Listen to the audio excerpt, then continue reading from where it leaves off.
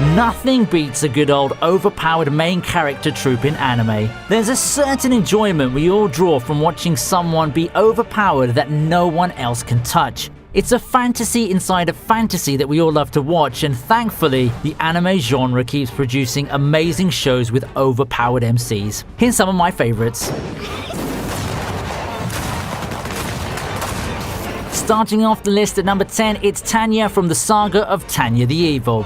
Imagine not believing in God, and in this case, a God who decides to give you one last chance to become a devout believer and turn yourself to faith by reincarnating you as Tanya von der Gurachov, a super powerful magical girl in the middle of an alternate universe in Germany during World War I. The saying is God works in mysterious ways, but this is more like God works in batshit crazy ways. Thank you, God, though, for giving this psychopath superhuman physical and magical abilities such as flight, energy manipulation, and beam emissions. And if that's not overpowered enough, Tanya also possesses masterful marksmanship, explosion manipulation, making bullets explode with the power of a nuke, telekinesis, and just in case, self-destruction. I wonder if Jesus had all of these powers too, but he was just too much of a nice guy to use them.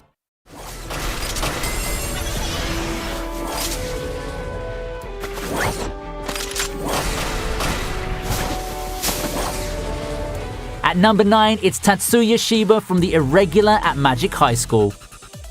Tatsuya is the epitome of an overpowered main character.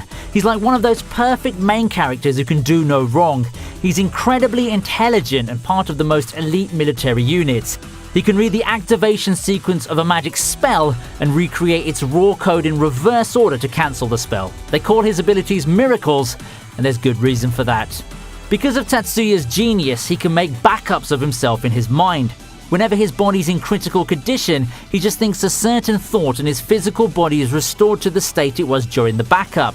Even when Tatsuya is on the verge of death, he can instantly restore himself to a saved point in the past.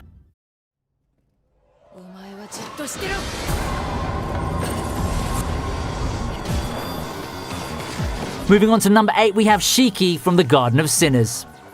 Shiki is from a family of demon hunters. Children born into the Ryogi family are generally raised with a male and female personality.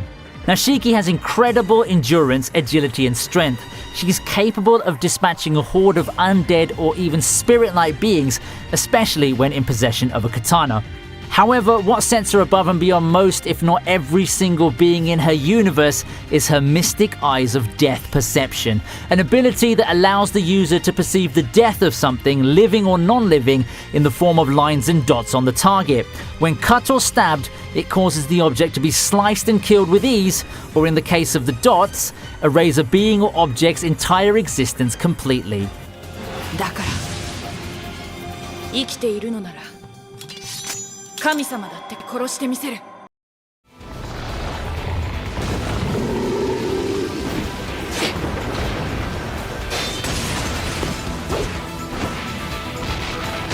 At number 7, it's Meliodas from the 7 Deadly Sins. Meliodas is the former captain of not just one, but 2 of the most powerful groups in the world. His skill in battle is legendary, and his inherent power is full counter. This allows him to reflect attacks aimed at him back at the enemy, but with double the power. So the stronger his opponent, the stronger the full counter is. Plus, like all members of the Demon Clan, he's also capable of manifesting the power of darkness to morph into various shapes for a variety of purposes, such as forming wings to fly, reattaching limbs, and enhancing both his physical and magical abilities.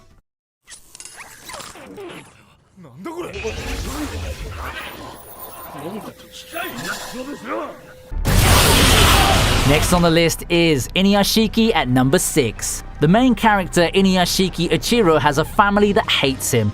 His only friend is his dog, Hanako. But worry not, by being in the right place at the right time, he's struck by a mysterious explosion and gets an upgrade to his old sick body with an advanced mechanical body, so this sad old man is now suddenly an amazing robot with all kinds of overpowered abilities. His 58-year-old brain's replaced with a supercomputer that has the capability to use built-in programs, which thankfully didn't go to a 9-year-old because all they'd do is play Fortnite on it. His shell is pretty much indestructible, and maybe it could be damaged by another robot, but thankfully there aren't any other evil robots out there. And just to name a few more powers: enhanced senses, robotic senses, telekinesis, healing properties, full technokinesis, technological adaptability, arm cannon, multi-target laser, self-destruction, and most importantly, the ability to shoot out of his finger while saying "Bah, bah, bah, bah, bah."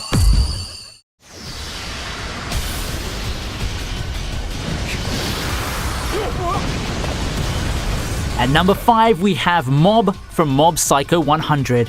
Shigeo Kageyama's just a kid trying to live a normal life. You know, maybe find a cute girl for himself, play some sports, have some friends, but sadly for him, he's socially awkward, and also probably the most powerful Esper in the world. The abilities he's suppressed since childhood are multiple and overpowered. The name of the show is a looming threat of what will happen if he ever goes 100%. He doesn't have full control of his power, and as more emotional distress hits him, the more of his power leaks out, where 100% of it would put entire cities in danger. Even a low percentage of his power is pretty much unstoppable by anyone. Some of his abilities include telekinesis, astral projection, energy transfer, and most useful in Esper fights, the ability to drain other Esper's psychic energy.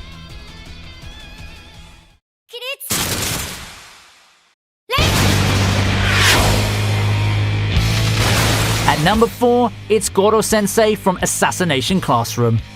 Everyone has that one weird teacher in school, but at least yours isn't a humanoid octopus whose color changes based on their mood, that can move faster than a jet airplane, and that plans to destroy the Earth in 1 year. After effectively taking over the world, he decides to become a junior high school teacher, and his students just love him, calling him Goro Sensei, which is a combination of the words unkillable and teacher. And oh boy, have they tried to kill him. Every day they execute multiple assassination attempts on their teacher in order to save the world, and gain 10 billion yen from the government, might I add. Goro Sensei has so many abilities that makes the kids' jobs much harder, including antimatter physiology, camouflage, absolute defense, an energy laser, shedding skin like a snake, skin that's indestructible and others can wear as an armor, regeneration, superhuman speed, and way too many more.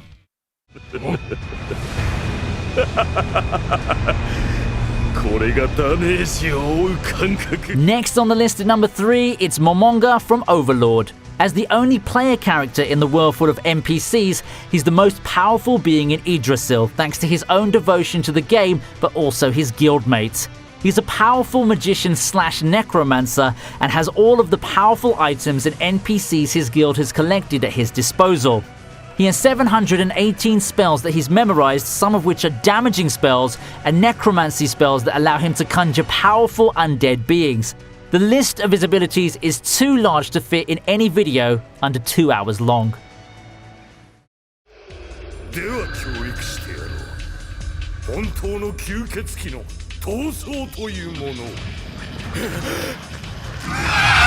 Moving on to number 2, it's Alucard from Hellsing Ultimate. Alucard works for the Hellsing organization, and their main purpose is to fight vampires and other supernatural forces. In fact, he's probably the most powerful vampire out there. He seems to be pretty much invincible. He fights like a masochist to entertain himself. He toys with his enemies, first giving them a chance to carve him up, and only then fighting back. The damage he takes regenerates quite quickly. He also manages to find joy in the little things, such as killing his enemies. Killing his enemies, and another hobby that includes killing his enemies. Killing is pretty much his favorite thing in the world. And that's why it's good for him to have so many abilities, such as regeneration, the ability to manipulate blood, soul absorption, vampiric speed, and many more. He's basically like the Swiss Army knife of abilities, if the Swiss Army knife was actually used just for killing.